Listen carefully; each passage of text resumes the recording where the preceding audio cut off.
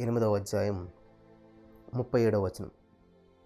ఆయనను మనలను ప్రేమించిన వాని ద్వారా మనము వీటన్నిటిలో అత్యధిక విజయం పొందుచున్నాము.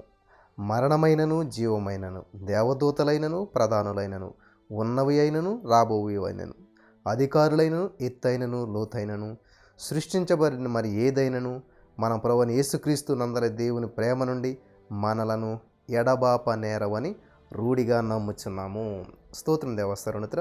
ఈరోజు ఈ యొక్క వాక్య వెలుగులు మమ్మల్ని నడిపించి బలపరిచి స్థిరపరిచి విత్తబడిచిన వాక్యం వ్యర్థం కాకుండా ప్రతి హృదయంలో నాటబడి నూరంతల పంట అనుభవించిన కృప చూపించమని యేసు నామములో ప్రార్థించిన మేము పొందుకున్నాం తండ్రి, ఆమెన్. ప్రియులారా, గమనించాలి, ఇక్కడ చాలా అద్భుతమైనటువంటి సమయంలోనికి ఈ రోజున మనం అంతా వచ్చి ఉన్నాం. మరి పరిశుద్ధాత్మ దేవుని యొక్క కార్యాలు మనం అనుభవించడం అనేటువంటిది దేవుని యొక్క ఉద్దేశం అయి ఉన్నది. పరిస్థితులు ఎలా ఉన్నప్పటికీ ప్రభును అంటుకుని ఉండాలి హత్తుకుని ఉండాలి అనేటువంటిది దేవుని యొక్క ఉద్దేశం. బైబిల్ మనకు అదే బోధిస్తూ ఉంది. బైబిల్ అంటే దేవుని వాక్యం.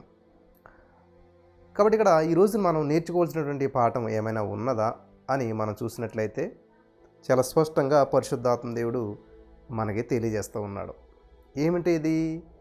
శ్రమైన, ఖడ్గమైన, దేవదూతలైన, రాబోయైన, జీవమైన, మరణమైన, సచ్చిన, బ్రతికిన అన్నట్టు ఏది ఏమైనా సరే మనలను ఏంటంటే మన ప్రభు అయిన క్రీస్తు యేసునందలి దేవుని ప్రేమ నుంచి మనల్ని ఎడబాపనేరవు. దేవుని ప్రేమ నుంచి. ఇది చాలా అద్భుతమైనటువంటి విషయం. నిజంగా మనం దేవుని ప్రేమిస్తున్నట్లయితే మరి కరువు వచ్చినప్పుడు ఎందుకని దేవుని ప్రేమకు దూరం అయిపోతున్నారు? లేదండి, నాకు ప్రార్థన చేయబుద్ధి అవ్వట్లేదండి, లేవుడ్ అవ్వట్లేదండి, ఎర్లీ మార్నింగ్ ఎంతో కాలం కలిసి చేస్తున్నాను అంటే మరి దేవుని ప్రేమించేవారు ఈ మాట అంటారా? నిజంగా దేవుని ప్రేమిస్తున్నట్టు అంటారా అలా పలికేటువంటి వారంతా కూడా?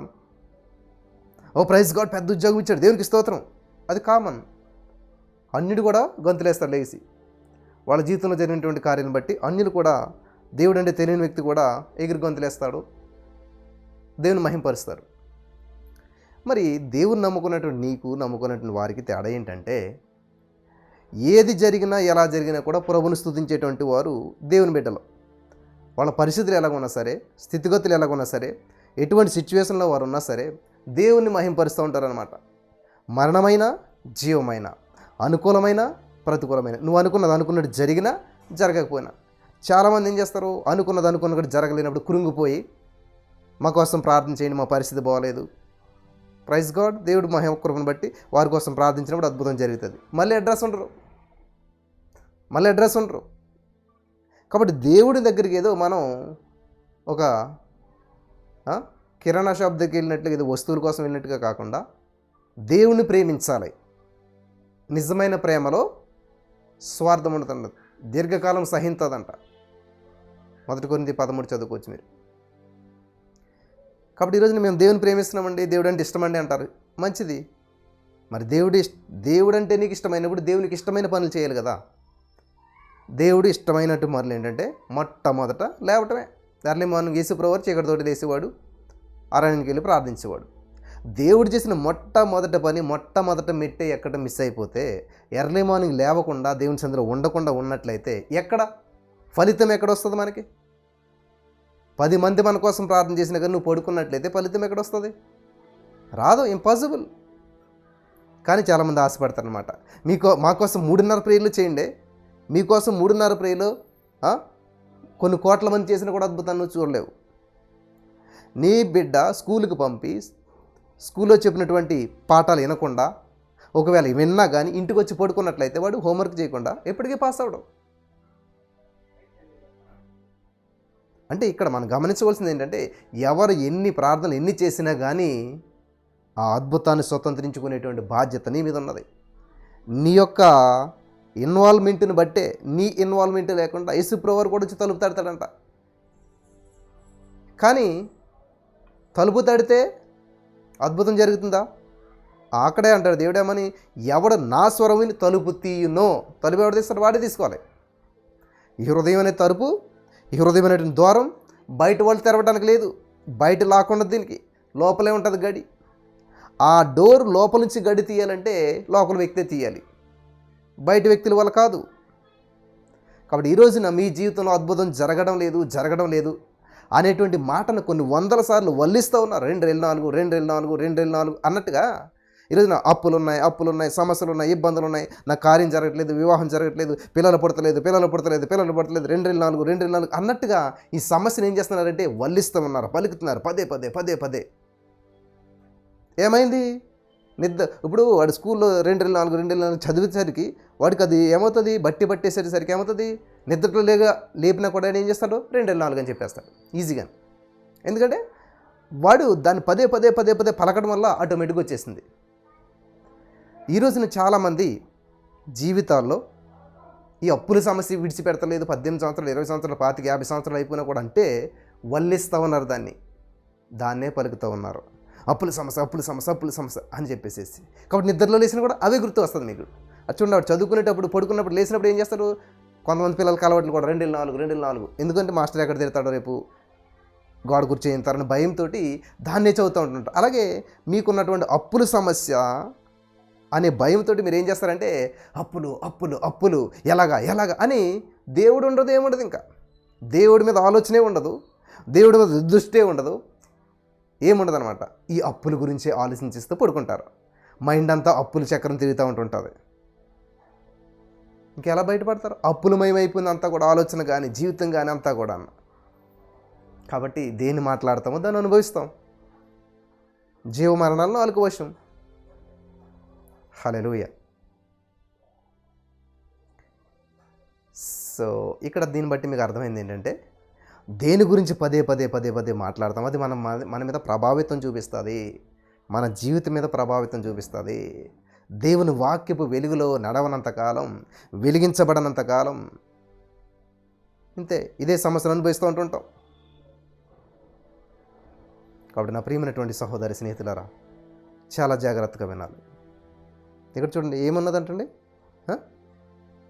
శ్రమ అయినా సరే, బాధ అయినా సరే, హింస అయినా సరే, కరువైనా సరే, వస్త్రహీనత అయినా సరే, ఉపద్రవమైనా సరే, ఖడ్గమైనా సరే, మనలను ఎడబాపునా, నువ్వు చెప్పండి, ఎడబాపునా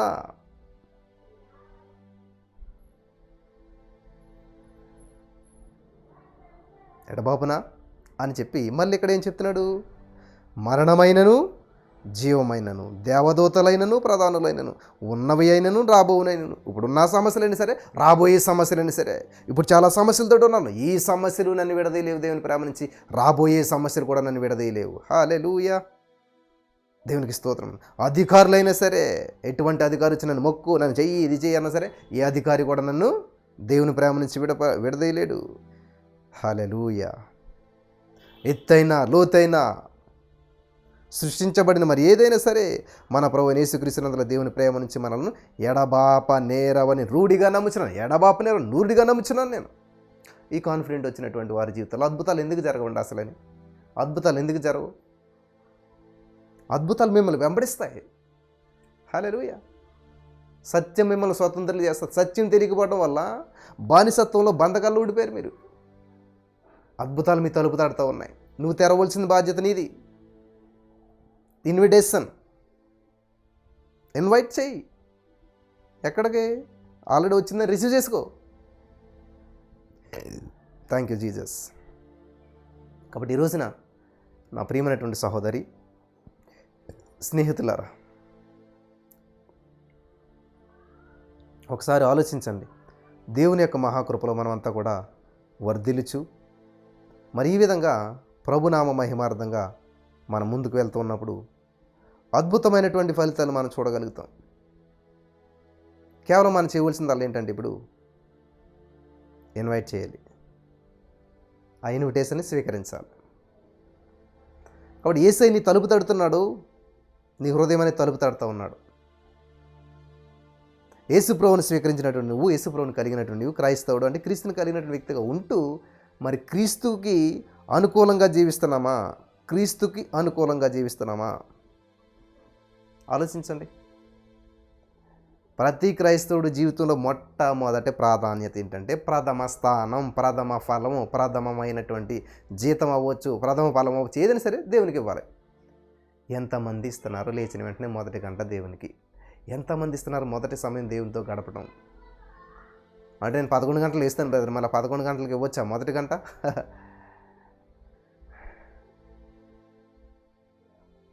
చాలామంది ఇట్లాంటి ప్రశ్నలు వేస్తూ ఉంటారు. నా ప్రియమైనటువంటి సహోదరి స్నేహితులారా, ఒక డిసిప్లిన్ అలవాటు చేసుకోండి. మార్నింగ్ లేవలేనని కాదు, మీరు ఇంత పొద్దుట్టి లేవాలా అని కాదు. ఎర్లీ మార్నింగ్ లేవలేనందుకు బాధపడద్దు, మీరు ఎర్లీగా పడుకోవాలనేందుకు బాధపడండి. వింటున్నారా? అయ్యో ఎర్లీ మార్నింగ్ లేవలేకపోతున్నానని బాధపడద్దు, ఎర్లీగా పడుకోలేకపోతున్నానని బాధపడండి. ఎందుకంటే ఈ రోజున మనిషి ఫెయిల్ అయ్యేది పడుకోవటంలో ఫెయిల్ అవుతున్నాడు కాబట్టి లేవటంలో ఫెయిల్ అవుతున్నాడు. కాబట్టి ఎర్లీగా పడుకోవటం అలవాటు చేసుకోండి.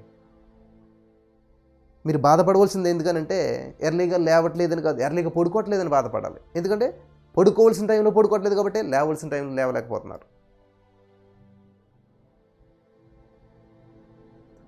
హల్లెలూయా, హల్లెలూయా, దేవునికి స్తోత్రం కలుగును గాక. పడుకోవలసిన టైంలో పడుకోవట్లేదు కాబట్టి లేవలసినటువంటి సమయంలో లేవలేకపోతున్నారు. ఈ యొక్క సత్యాన్ని మీరంతా కూడా గ్రహించాలని చెప్పేసి ప్రభు పేరట నేను మనవి చేస్తూ ఉన్నాను. హల్లెలూయా, హల్లెలూయా. నా ప్రియమైనటువంటి సహోదరి స్నేహితులారా, జీవితంలో ఓటమి అనేటువంటిది ఎక్కడ ప్రారంభించబడుతుందంటే బెడ్ మీద, మంచం మీద. మొట్టమొదట మనిషి ఎప్పుడైతే మంచం మీద ఓడిపోయాడో నీ ఓటమి అక్కడే ప్రారంభించబడుతుంది. మంచాన్ని జయించలేనటువంటి వాడు దేన్ని జయించలేడు. ఏ సీఎంలు, పిఎంలు, గొప్పవాళ్ళు, శాస్త్రవేత్తలు ఎవరిని చూడండి, వాళ్ళు ఖచ్చితంగా 4 గంటలకు లేచిన వాళ్ళు, 3 గంటలకు లేచిన వాళ్ళు ఉంటారు. అంతే, వాళ్ళే గొప్ప ఉంటారు ప్రపంచంలో. హల్లెలూయా, దేవునికి స్తోత్రం కలుగును గాక. ఇది సత్యం, మీరు నమ్మినా నమ్మకపోనేది సత్యం. కాబట్టి చెప్పండి, దేవుని ప్రేమ నుంచి నన్ను ఎడబాయనేరవు. హల్లెలూయా. ఇవన్నీ కూడా ఏదొచ్చినా సరే నన్ను ఎంత మాత్రము దేవుని ప్రేమ నుంచి ఎడబాయనేరవు అంటే వేరు చేయలేవు అని దీని యొక్క అర్థం అన్నమాట. కాబట్టి ఈరోజున మీ జీవితంలో ఎన్ని సమస్యలు దేవుడి నుంచి వేరు చేసేసాయి, ఎన్ని ప్రతికూల పరిస్థితులు దేవునికి దూరంగా చేసేసాయి, ఎన్ని ప్రతికూలమైనటువంటి మరి సిచ్యువేషన్స్ వచ్చినప్పుడు దేవునికి దూరం అయిపోయారు. ఎంత ప్రార్థన చేసినా దేవుడు చేయట్లేదు, దేవుడు ఇవ్వట్లేదు, దేవుడు కార్యం చేయట్లేదు, ఇటువంటి ఆలోచనలతోటి ఎంతమంది మీలో దేవునికి దూరం అయిపోయారు? ఒక్కసారి ఆలోచన చేసుకుందాం మనం. హల్లెలూయా. నాకు బహు దుఃఖమును నా హృదయంలో మానని వేదనయు కలవు. చూసారా పౌలు గారు చెప్పినట్టు మాట, బహు దుఃఖము మానని వేదన. ఎందుకని? అద్భుతం జరగట్లేదన్నా, కార్యం జరగట్లేదన్నా? లేదు, చెప్తున్నాడు ఆయన. క్రీస్తునందు నిజమే చెప్పుచున్నాను, అబద్ధమాడట్లేదు. పరిశుద్ధాత్మయందు నా మనస్సాక్షి నాతో కూడా సాక్ష్యమిచ్చుచున్నది. సాధ్యమైన ఎడల దేహ సంబంధులైనటువంటి నా సహోదరుల కొరకు నేను క్రీస్తు నుండి వేరై శాపగ్రస్తుడినై ఉండగోరుదును. హల్లెలూయా. చూసారా, క్రీస్తు నుండి వేరవటమే శాపగ్రస్తం అంట. ఇది చూసారా ఎలా ఉన్నదో? సహోదరుల కొరకు అవసరమైతే శాపం మీద నేను భరిస్తాను, నువ్వు రక్షించబడాలా.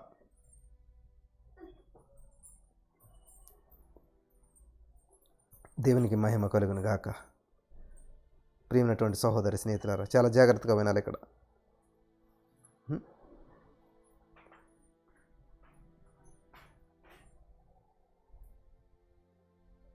Thank you Jesus. హల్లెలూయా. బహు దుఃఖము మానని వేదన ఉన్నాయని చెప్పి దేహ సంబంధులైనటువంటి తన సహోదరుల రక్షణ కొరకు, దేహం అంటే శరీర సంబంధమైనటువంటి సహోదరుల రక్షణ కోసం తన సొంత రక్షణ విడిచిపెట్టడానికి కూడా ఇష్టపడుతున్నానని చెప్పి పౌలు గారు గట్టిగా చెప్తున్నాడు. నా యొక్క ఫెసిలిటీస్ ఏదైతే ఉన్నాయో నాది విడిచిపెట్టడానికి సిద్ధంగా ఉన్నాను నేను.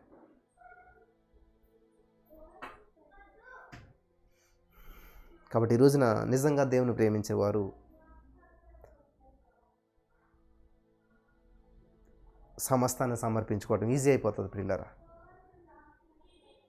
అన్నా నేను ఎంతో కాలంగా ప్రార్థన చేస్తున్నానన్నా కానీ వివాహం జరగట్లేదు, ఎంతో కాలంగా ప్రార్థన చేస్తున్నాను ఉద్యోగం రావట్లేదు, ఎంతో కాలంగా.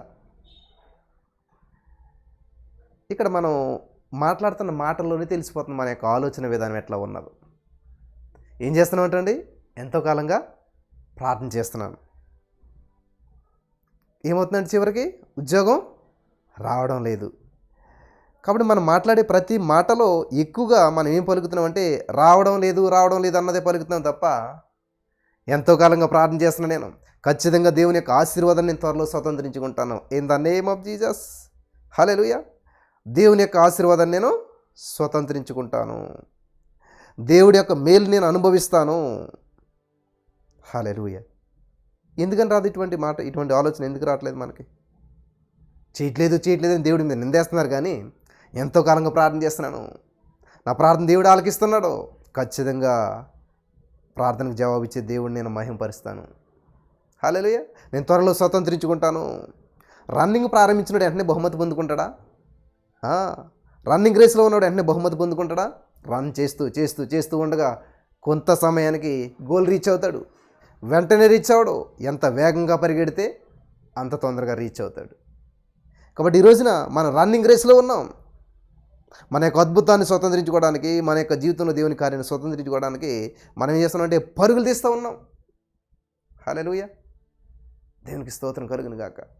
దేవుని వైపు పరిగెడుతూ ఉన్నాం, దేవుని రాజ్యాన్ని వెతుకుతూ ఉన్నాం. మొదట ఎప్పుడైతే నువ్వు దేవుని రాజ్యాన్ని, నీతిని వెతుకుతున్నావో అవన్నీ మీకు అనుగ్రహించబడతాయంట. ఏమో బ్రదర్, మీరు చెప్పింది బాగానే ఉన్నది, కానీ నాకు ఏ విధమైనటువంటి అద్భుతం జరగట్లేదు. ఇక్కడే ఉంది లోపం అంతా. జరగడం లేదు అంటున్నావు. ఎస్, వాళ్ళకి చేసావు, వీళ్ళకి చేసావు, అందరికి చేశాడు దేవుడు.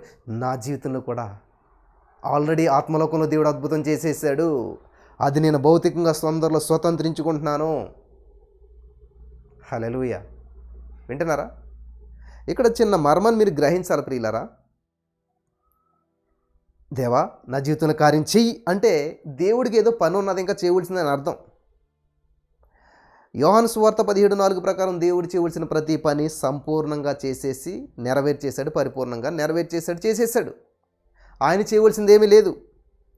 అంటే మన ప్రార్థనలో ఎలా చేయాలి, మనం ఎలా మాట్లాడాలి అని మనం ఇక్కడ గమనించినట్లయితే,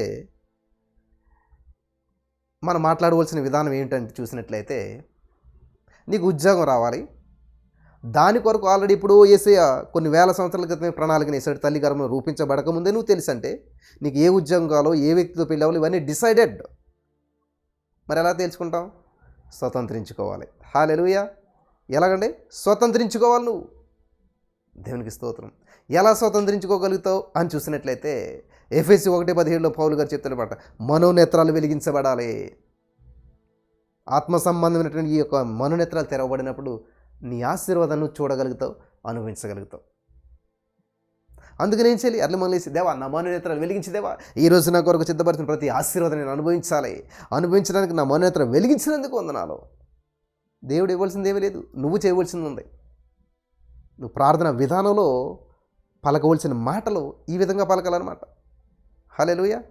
దేవునికి స్తోత్రం కలుగును గాక. ఈ విధంగా మనం పలికినప్పుడు మంచి అద్భుతాలు మనం చూడగలుగుతాం, అద్భుతమైన కార్యాలు మనం చూడగలుగుతాం. చెయ్యి దేవా అన్నదానికి ఆల్రెడీ ఇచ్చేసావు దేవా, నేను దాన్ని స్వతంత్రించుకుంటున్నాను. In the name of Jesus I'm believing, I'm receiving. అయిపోయింది, రిసీవ్ చేసుకోవడమే. నువ్వు అమెజాన్ డెలివరీని ఇంటికి వస్తే చిన్న సంతకం పెట్టాలి, తీసుకోవాలి. మనీ కూడా పే చేయవలసిన అవసరం లేదు, ఆల్రెడీ పే చేసేసారు ఎవరో. హల్లెలూయా. ఆల్రెడీ పే చేశారు. కాబట్టి నువ్వు చేయవలసింది అలా ఏంటంటే రిసీవ్ చేసుకోవాలి.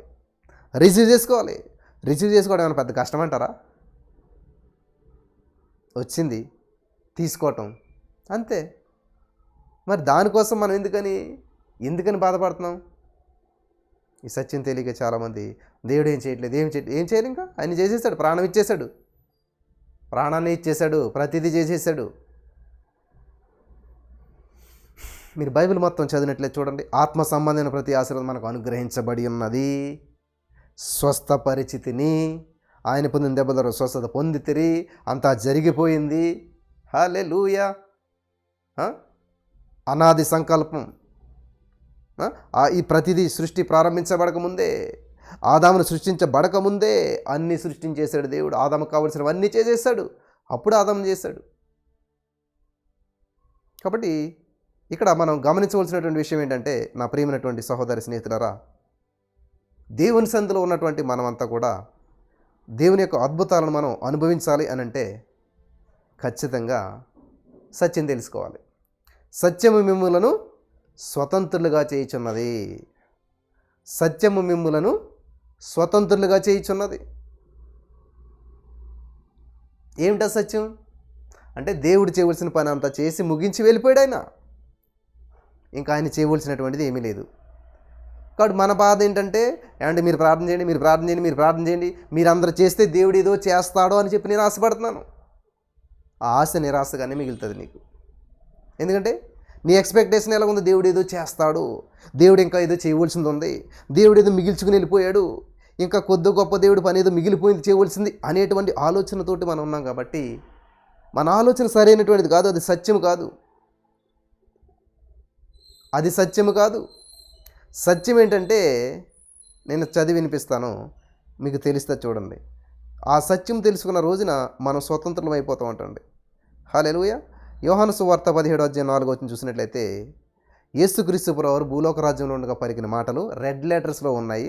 ఏమని ఉన్నాయంటే, చేయుటకు నీవు నాకు ఇచ్చిన పని, చేయుటకు నీవు అనగా తండ్రి అనేటువంటి దేవుడు, నాకు అనగా కుమారుడు యేసుక్రీస్తు ప్రభువారికి ఇచ్చినటువంటి పని నేను అనగా యేసుక్రీస్తు ప్రభువారు సంపూర్ణంగా నెరవేర్చి, అసంపూర్ణంగా కాదు, అసంతృప్తిగా కాదు, సంపూర్ణంగా నెరవేర్చి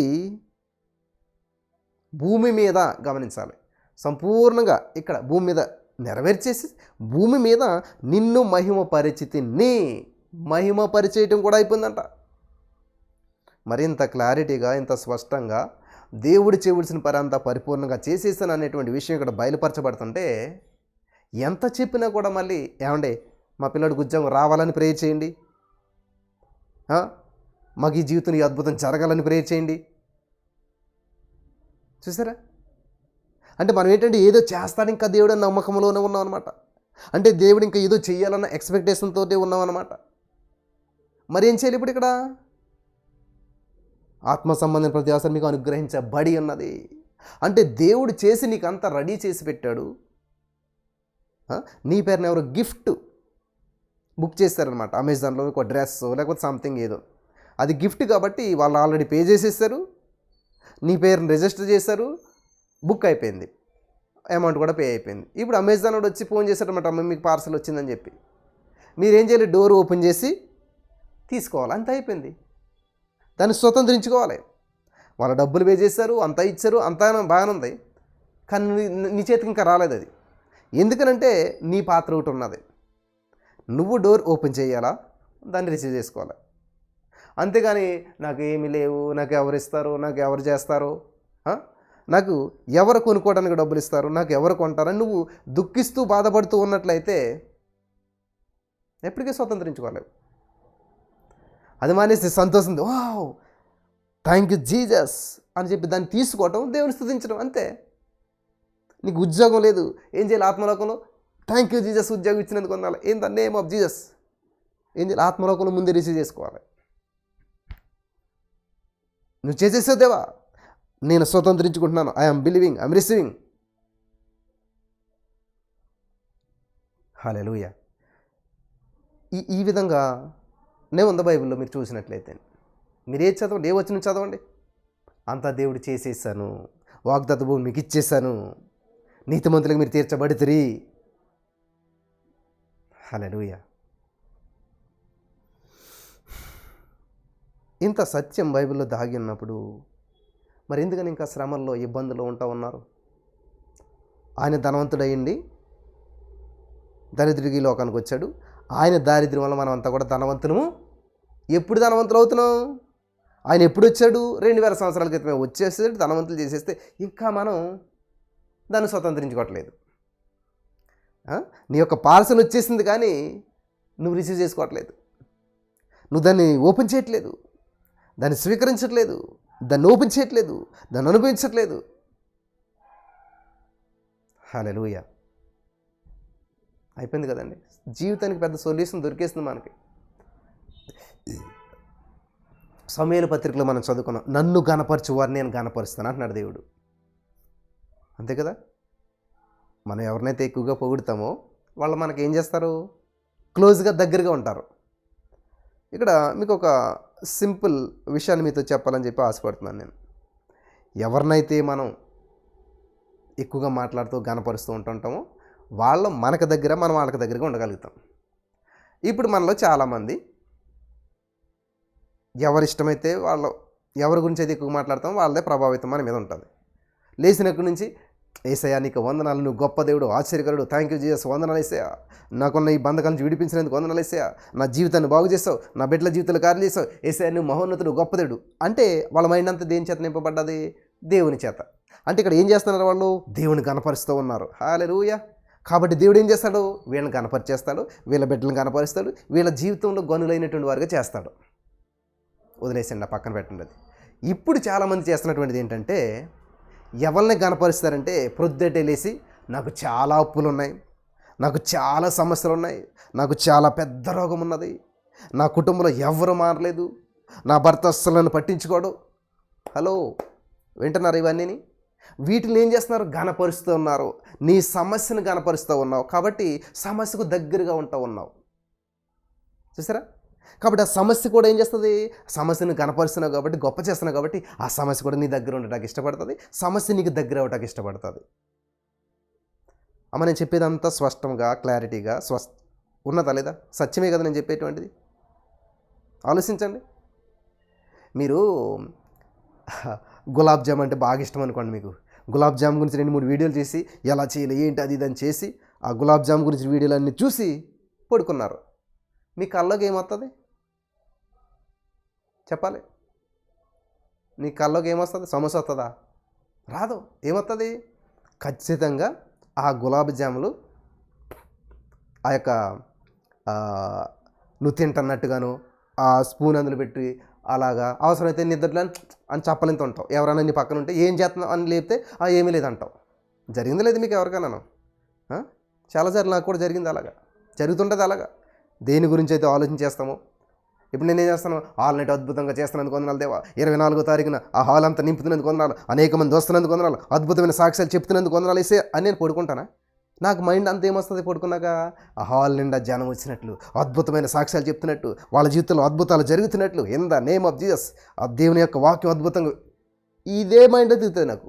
ఎందుకంటే హృదయం నిండిన దాన్ని బట్టి నోరు మాట్లాడుతుందంట. నీ మనసు దేని చేత నింపబడ్డావో, దేని గురించి మాట్లాడవు, దేని గురించి ఆలోచించవు, అదే నీకు కాలువ దర్శనంగా వస్తుంది. అర్థమైందా?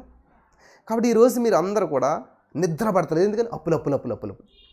సో నువ్వు నిద్రపోకుండా అప్పుల గురించి ఆలోచన చేస్తూ, పగలంతా ఆలోచన చేస్తూ, పదే పదే మాట్లాడుతూ నువ్వు అప్పులు ఏం చేస్తున్నావు? గణపరుస్తూ ఉన్నావు. అప్పులను గణపరిచే వారిని అప్పులు గణపరుస్తాయి, వాళ్ళని సమస్యలు కనపరిచే వారిని సమస్యలు కనపరుస్తాయి, దేవుడిని కనపరిచే వారిని దేవుడు కనపరుస్తాడు. Choice is yours. నేను నా యేసుని కనపరుస్తున్నాను కాబట్టి నన్ను దేవుడు కనపరిచేస్తా ఉన్నాడు. హల్లెలూయా. ఎప్పుడు నాకు సమస్య ఉందండి ప్రార్థన చేయండి, నాకు ఇబ్బంది ఉందండి ప్రార్థన చేయండి అని ఎప్పుడన్నా అడిగానా? అడగలేదు. లేవా సమస్యలు? ఉన్నాయి, పట్టించుకోలేను. వాటిని కనపరచలేను, వాటికి ఘనత ఇవ్వను, వాటి గురించి గొప్పగా చెప్పను. అన్నా మీకు అన్న సమస్యలు ఉంటాయి అసలేని, ఎప్పుడు సమస్య గురించి మాట్లాడొద్దు అంటారు, మీకు అసలు సమస్యలు ఉండవా అన్నది ఒక సహోదరి ఫోన్ చేసి నాకు. ఎందుకుండవు సమస్యలు? వాటిని ఎక్కడ పెట్టాలి? డస్ట్బిన్లో పడేస్తాను, దూరంగా కంపు కొడతాయి.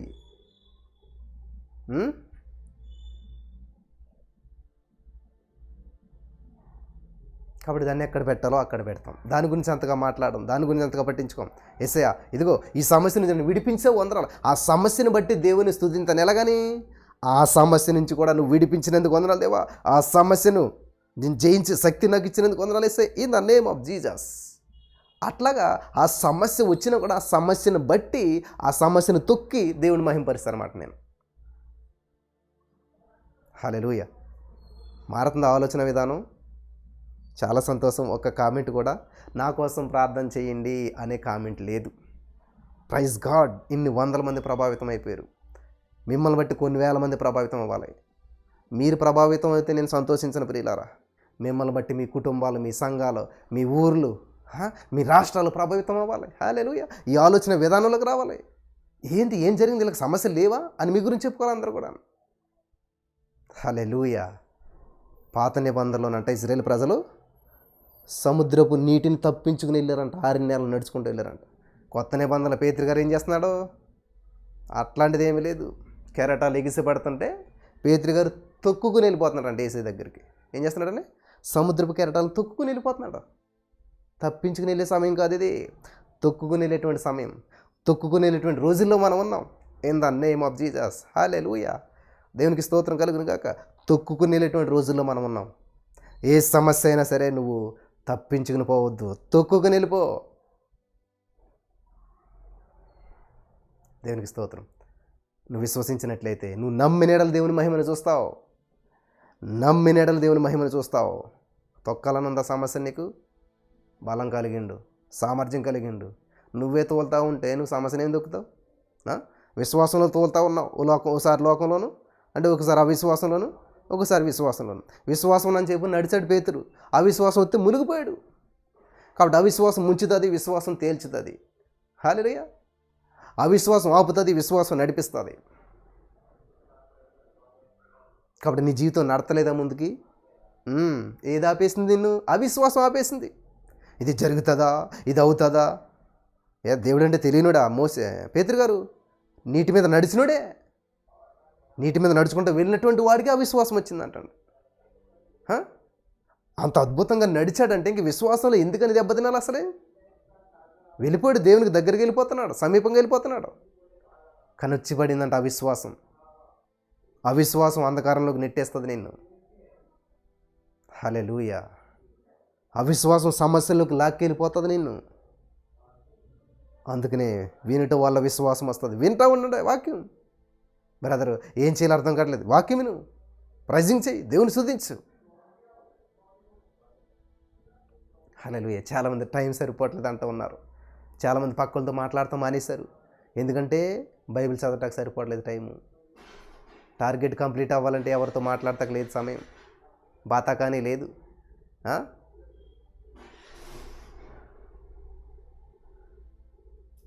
హల్లెలూయా.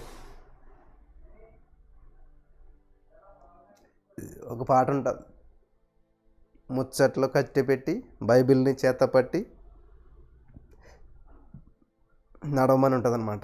అక్కడ మాటలు ఇక్కడ చెప్పి, ఇక్కడ మాటలు అక్కడ చెప్పి, వాళ్ళని ఏమంటారంటే తంటారు మరి అంటారంట. కాబట్టి అవన్నీ మానుకుని ఏం చేయాలంట? మహోన్నతులైన దేవుని వైపు చూస్తూ, సరాసరిగా దేవుని వైపు చూస్తూ ముందుకు వెళ్ళిపోవాలన్నమాట. వెళ్తూ ఉన్నప్పుడు సమస్యలు వస్తాయి, ఇబ్బందులు వస్తాయి, కష్టాలు వస్తాయి, అప్పులు వస్తాయి, సమస్యలు వస్తాయి, ఇబ్బందులు వస్తాయి, అన్నీ వస్తాయి. తొక్కేసుకుని వెళ్ళిపోవటం, దాన్ని సమస్యను తొక్కుకుని వెళ్ళిపోవటమే. తప్పించుకోవద్దు. అప్పులలో వస్తున్నారని చెప్పి తప్పించుకోవద్దు. అంటే తొక్కుకుని వెళ్ళిపోవడం అంటే తీర్చకుండా కాదు. నిన్న మొన్న చెప్పాను నేను, యాక్చువల్గా అయినా ఆ బానిసత్వం నుంచి ఆ గవర్నమెంట్ ప్రకారం కొట్టివేయబడింది. కానీ ఇచ్చిన మాటకు కట్టుబడి బానిసత్వం నుంచి విడుదల పొందేసిన కానీ వెల చెల్లించవలసినంత చెల్లించాడు. క్రైస్తవుని గుండె లక్షణం, అప్పు ఎగ్గొట్టకూడదు, అప్పు తీర్చేసేసేయాలి, ఖచ్చితంగా తీర్చేసేసేయాలి. కాబట్టి అప్పులు టార్చర్ పెడుతున్నారు దేవాన్ని ప్రార్థన చేస్తే దేవుడు ఆలకించాడు. దేవ అప్పులు వాళ్ళకి మరి ఇవ్వాల్సిన సామర్థ్యం నాకు ఇచ్చినందుకు వందనాలు. వాళ్ళు నేను ఇబ్బంది పెడుతున్నాను దేవా, వాళ్ళు మంచి మనసుతో నాకు సహాయం చేశారు, తిరిగి వారికి ఇవ్వలేకపోతున్నాను, సామర్థ్యం సరిపోవట్లేదు దేవా, నాకు సహాయం చేయి దేవా అని అడిగితే దేవుడు నీకు సహాయం చేస్తాడు.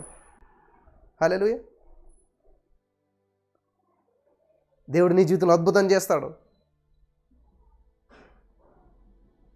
కాబట్టి నా ప్రియమైనటువంటి సహోదరి, స్నేహితులారా, ఈరోజు నీ మాటలు వింటున్నటువంటి మీరు మరి చాలా జాగ్రత్తగా దేవుని వాక్య వెలుగులో నడిపించబడాలని ప్రభు పేరట మాన చేస్తున్నాను. దేవుని సన్నిధిలో ఉండండి అమ్మా, దేవుని వాక్యం వినండి అమ్మా అంటే టైం లేదు అసలు మాకు. అసలు ఏం చేయాలి? చిన్న ప్రార్థన చేయండి. అంటే యేసయ్యను దీవించి ఆశ్రయించి సమస్యను తీసేసి వందనాలు ఆమెన్ అంటే సమస్య పోవాలి, వెళ్ళిపోవాలి, అంతే. ఇన్స్టెంట్. అమ్మ లైవ్ జరుగుతుంది మార్నింగ్ 3:30కి, మధ్యాహ్నం 2:30కి, సాయంత్రం 8 గంటలకి, కుదిరినప్పుడు వీటిని ఏకీపించండి అంటే లేదు. పక్కింటికి వెళ్ళి కౌరులు ఎడతారు, 1 గంటకి వెళ్తారు, 4 దాకా కౌరులు ఎడతారు. అదే ఒక గంట సేపు లైవ్లో ఉండంటే కుదరట్లేదండి, ఈ పనులు ఉన్నాయి చాలా. మరి అప్పుడు పనులు ఏమైపోయాయి? పక్కింటి ఆవిడతో కౌరులు పెట్టినట్టు పనులన్నీ ఏమైపోయినాయి? ఎవరిదో పెళ్ళంట, పొద్దున్న 3:30కి ముహూర్తం అంటారు, 2 గంటలకు వెళ్ళి కూర్చుంటాం. మరి అప్పుడు ఏమైనాయి పనులన్నీ? దాన్ని బట్టి తెలిసిపోతుంది కదా మనం ప్రయారిటీ దేనికి ఇస్తున్నాం. దేవునికి ఇస్తున్నామా, దెయ్యానికి ఇస్తున్నామా? లోకస్తులకి ఇస్తున్నామా, దేవునికి ఇస్తున్నామా? ఆలోచించండి ఒకసారి. నా ప్రియమైనటువంటి సహోదరి స్నేహితులరా, ఒక్కసారి ఆలోచించండి. ఈ లోకంలో ఏదైనా పని ఉందంటే అంత ఖచ్చితంగా టయానికి చూడండి. సినిమాలకి ఫస్ట్ షో నేనే చూడాలి అని నిద్రలేని రాత్రులు గడుపుతూ ఆ టికెట్ వేల ఎంత అంటారు? వీళ్ళు ఎన్నాలో పని చేస్తే కానీ డబ్బులు సంపాదించలేనటువంటి వారు, కూలి పని చేసుకునేటువంటి వారు, కొన్ని నెలలు కష్టపడితే రానటువంటి డబ్బులు ఎటుకలో ఒక టికెట్ పెట్టేసేసి చూసేసేసి ప్రాణాలు పోగొట్టేసుకుని ఎంతో చేస్తున్నారు. మరి దేవుడి కోసం ఏం చేస్తున్నారు? అసలేని దేవుడిలో జీవం ఉంది.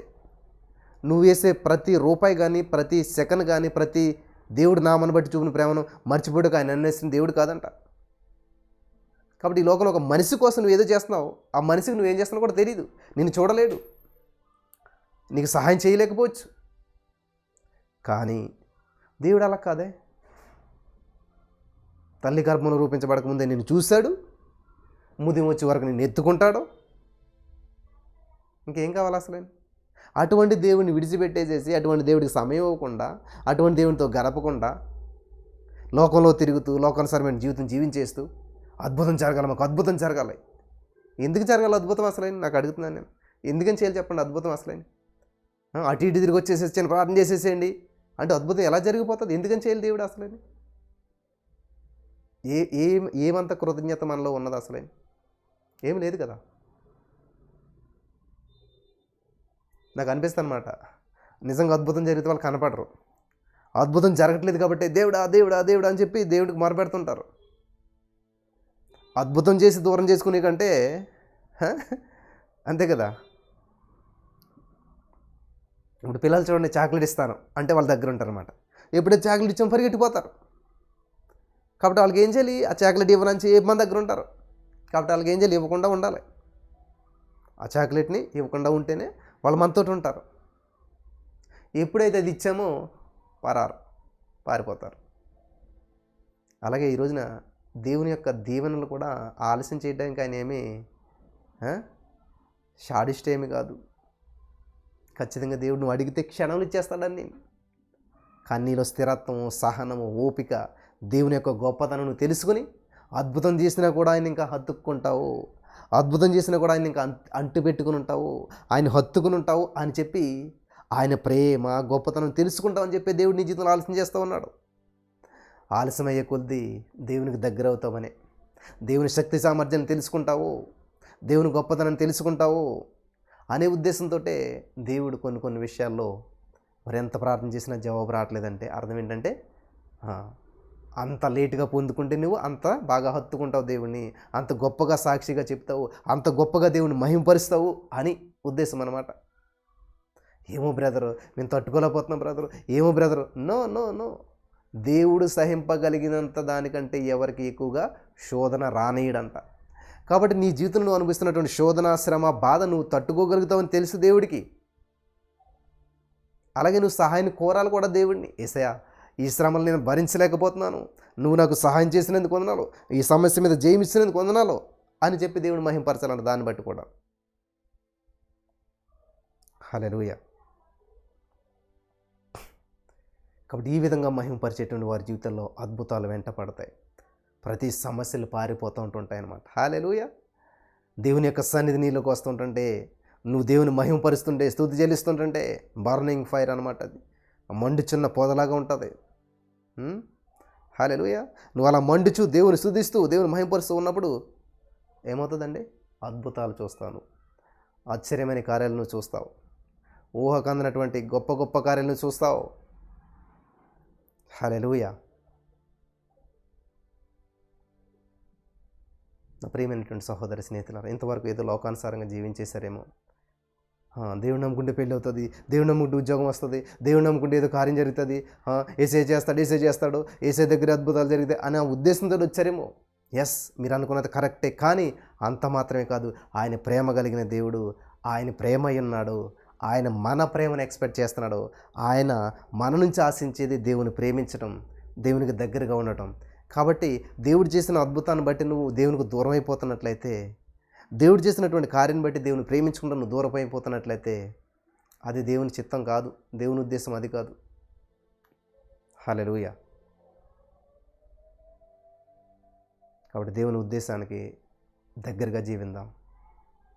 సమస్యలు వస్తాయి, ఇబ్బందులు వస్తాయి, అన్నిటిని జయించడానికి కూడా సామర్థ్యం ఆయన అనుగ్రహిస్తాడు.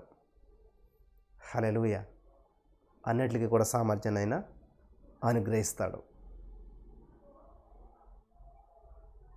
కాబట్టి ఇది సమస్యలను తప్పించుకుని వెళ్ళే సమయం కాదు, తప్పించుకుని వెళ్ళే కాలం కాదు, తొక్కుకుని వెళ్ళేటువంటి కాలం, తొక్కుకుని వెళ్ళేటువంటి కాలం. ప్రతి సమస్య నీకు ఎదురవుతుంది, ఆ సమస్యను తొక్కాలా, అప్పుల సమస్యను తొక్కాలా, ఆర్థిక సమస్యలు తొక్కాలా, నిరుద్యోగ సమస్యను తొక్కాలా. మనకు లోకంలో అంటారు కదా, ఎంతమందిని తొక్కుకుని పైకి వచ్చాడు అంటారు కదా. ఎస్, నువ్వు కూడా ఎన్ని సమస్యలను తొక్కుకుని పైకి వచ్చాడో, ఈయన ఇంతగా ఆశ్రయించబడ్డాడంటే ఎన్ని సమస్యలు తొక్కుకుని పైకి వచ్చాడో ఈయన. హల్లెలూయా. అది లోకంలోనేమో తొక్కుకొని వచ్చాడంటే అక్కడ మనుషులు మోసం చేసి వచ్చాడని అర్థం, అటు తప్పు చేసి పైకి వచ్చాడని, తప్పుడు దారిలో పైకి వచ్చాడని అర్థం.